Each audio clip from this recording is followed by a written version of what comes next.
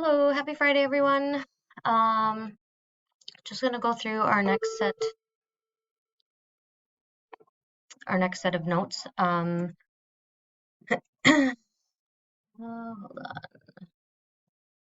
Okay, so 3B, proposed pricing policy.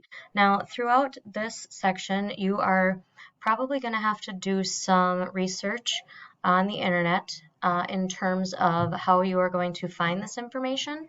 There's a variety of ways that you can search for it. One would be just in general, and the other is maybe through some kind of competitor's site that could be similar to what your business is going to be run like. So, proposed pricing policy. In this section, you need to explain the cost to buy your product. So that includes setup and delivery, if appropriate, depending on, again, what kind of business you're starting. So how much is it going to cost you to purchase the products that you are going to sell? So again, this it will involve some research on your part to figure out what that number is going to be.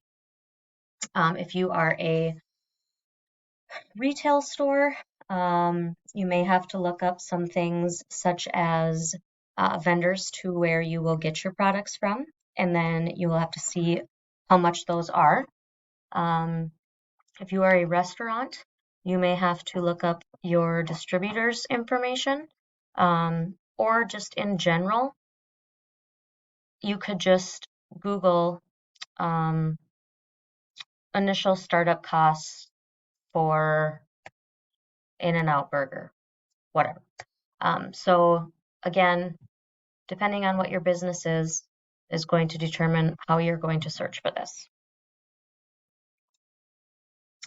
You need to indicate your markup policy, or what's your pricing philosophy. Now, this again is something that you could look up. Typical markup policy for retail store, or typical markup policy for fast food restaurant. And depending on what you find, you can base your policy off of that information. You also need to show prices in relation to your competitors. And you need to indicate the profit percent you expect to make as a result of your pricing strategy. So again, similar to the markup policy that you would search, you would do the same thing here. So what would be the profit percentage of a typical profit percentage of a fast food store, or of a chiropractor service, or of a retail store, okay?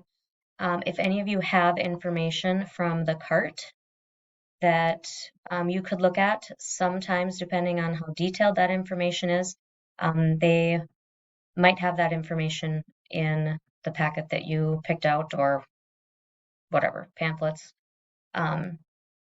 If not, you could look on entrepreneur.com at the site there if your if your business is on there. But other than that, it's just going to take some internet research to come up with these things. And you will have today in class and Monday to work on it. And I will be back Monday. So